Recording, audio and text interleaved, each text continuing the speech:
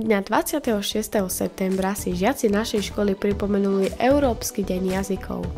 Už na prvej hodine sa niesla škola v znamení jazykov prostredníctvom rozhlasovej relácie, ktorá bola venovaná práve tomuto významnému dňu.